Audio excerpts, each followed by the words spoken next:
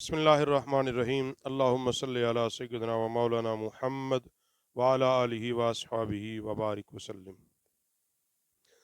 आज की गुफ्तगू ये मजलिस है हुजूर ख्वाजा हुजूर ख्वाजा उस्मान हरूनी रहमतुल्लाह ताला अलैह बयान फरमाते हैं और नकल कर रहे हैं उनके मलफूजात को हुजूर ख्वाजा ख्वाजा मुइनुद्दीन चिश्ती अजमेरी रहमतुल्लाह ताला अलैह, क्योंकि हुजूर ख्वाजा उस्मान हरूनी रहमतुल्लाह ताला अलैह पीर हैं हुजूर ख्वाजा मुइनुद्दीन के, और फरमाते हैं कि मजलिस हुई हमारी दोनों की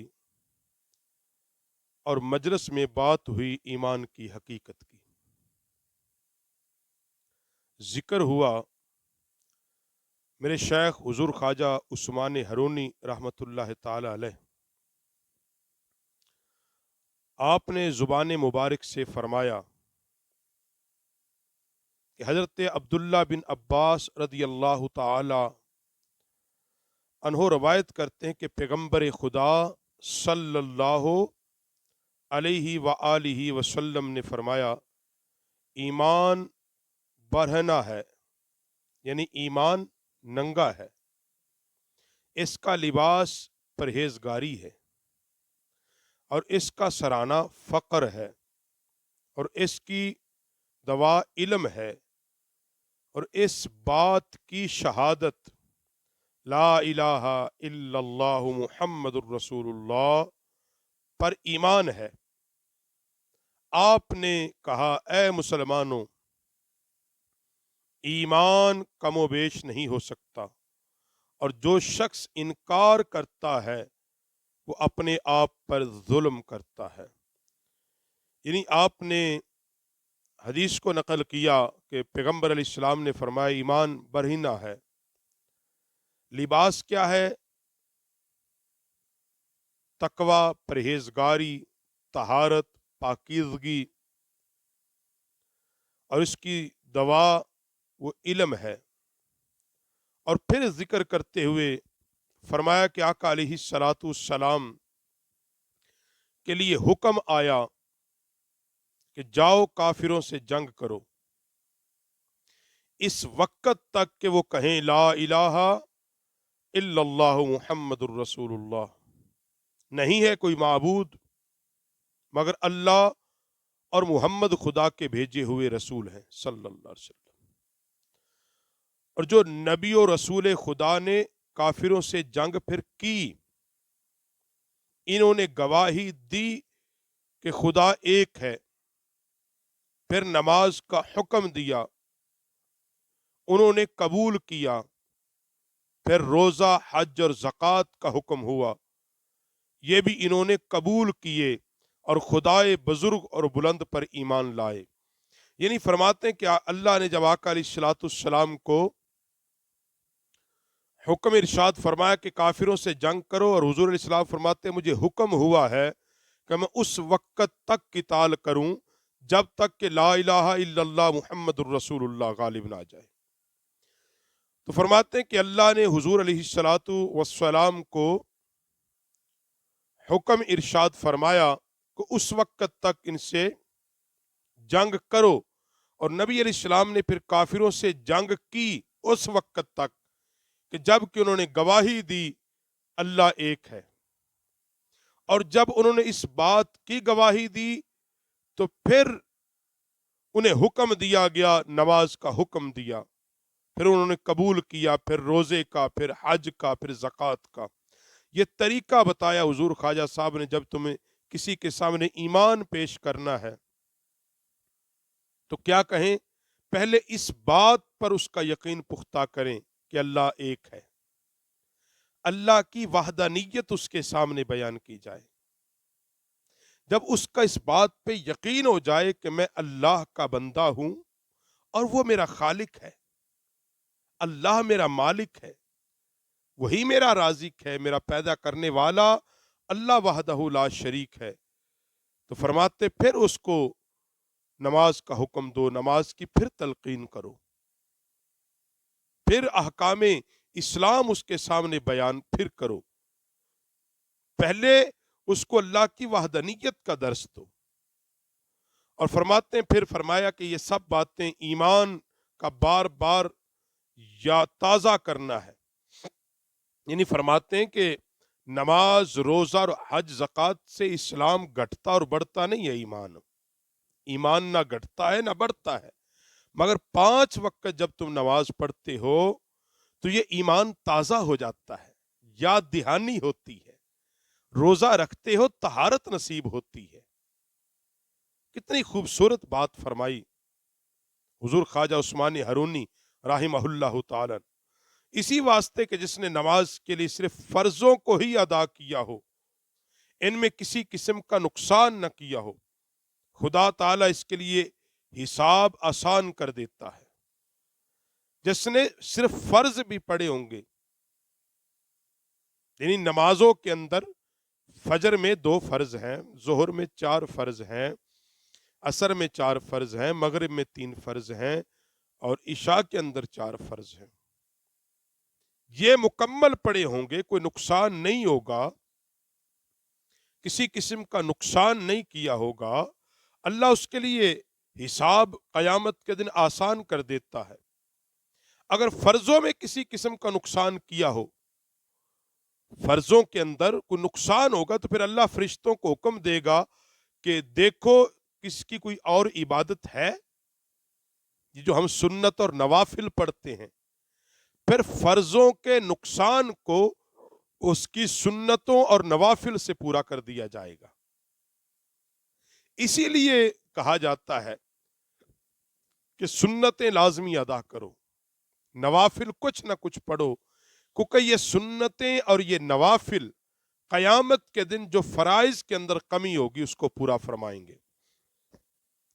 اور پھر اس نے فرض بھی پورے ادا نہ کیے ہوں، نہ ہی کوئی فاضل عبادت کی ہو، کوئی زیادہ عبادت کی ہو، تو فرماتے پھر ایسا بندہ تو دوزخ کے لائق ہی ہے نا، جس کے فرض بھی پورے نہیں، کوئی نفلی عبادت بھی نہیں، کوئی اضافی عبادت بھی نہیں، تو فرمایا پھر ایسا بندہ تو دوزخ کے لائق ہوتا ہے، بشرطے کہ خدا کی رحمت یا رسول اللہ کی شفاعت نہ ہو۔ ہاں، اگر اللہ اپنے فضل سے اس کو معاف کر دے یہ الگ بات ہے، یا نبی علیہ الصلوۃ والسلام اس کی شفاعت اس کو نصیب ہو جائے، یہ ایک الگ بات ہے۔ مگر اصول کیا دیا؟ فرمایا اصول تو پھر یہی ہے کہ جس نے اللہ کے حکم کو پورا نہیں کیا وہ لائق دوزخ ہے، مگر اللہ اپنی رحمت کر دے تو رحمت سے بخش بھی دے گا، اللہ اپنا فضل کر دے اور نبی علیہ السلام کی شفاعت اس کو نصیب ہو جائے، تو فرمایا جو شخص فرض کا منکر ہے وہ کافر ہے، لیکن ایمان کی اصلیت میں کمی بیشی نہیں ہے۔ فرض کا انکار جو ہے، فرمایا اس سے انسان کافر ہوتا ہے۔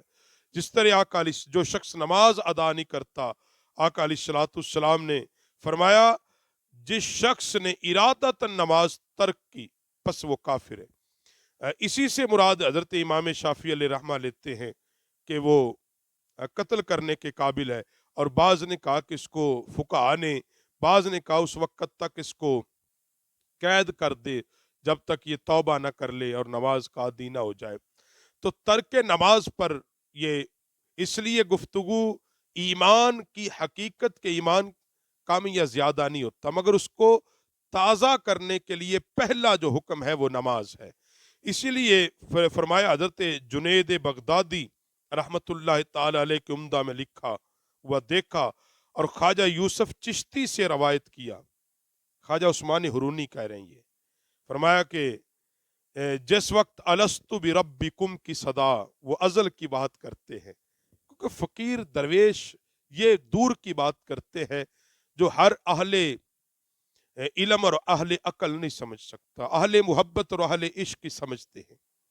تو فرماتے ہیں کہ جس وقت الستو بربکم کی صدا ہوئی، کیا میں تمہارا رب نہیں ہوں کی آواز آئی، وہ عالم ازل کی بات، جب ابھی روحیں تخلیق ہوئی تھی، دنیا قائم نہیں ہوئی، تو اللہ نے جب روحوں کو جمع کر کے فرمایا تھا الستو بربکم، کیا تمہارا میں رب نہیں ہوں، تو فرماتا اس وقت تمام مسلمان اور کافروں کی روحیں ایک جگہ ہی تھی۔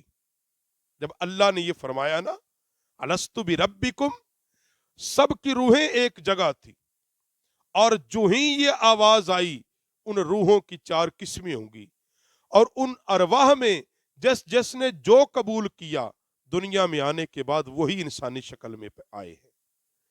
फरमाते हैं कि गिरोह पहली किस्म की रूह, अब अरवाह की बात करते हैं यहां बैठकर।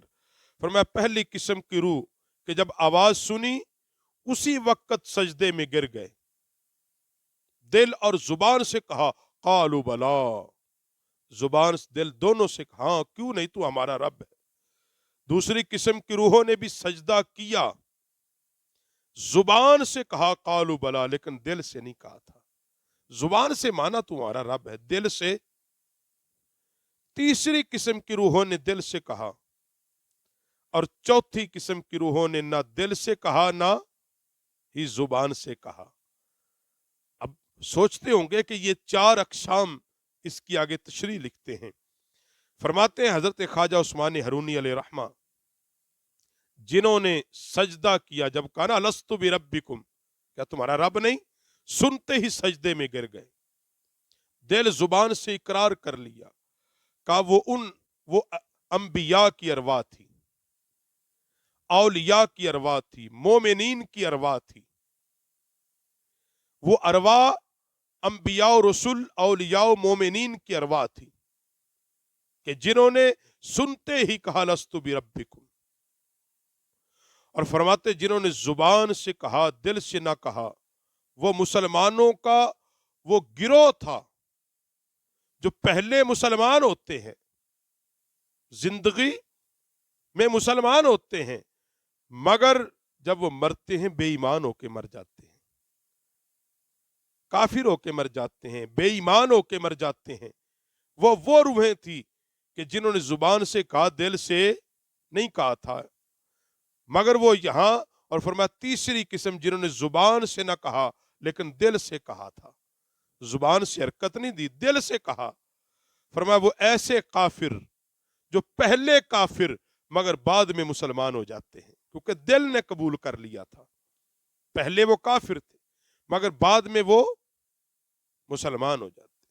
और फरमाया चौथी किस्म जिन्होंने ना दिल से कहा ना जुबान से कहा, वो काफिर थे जो काफिर हैं और काफिर रहेंगे और दुनिया से काफिर ही मर जाएंगे।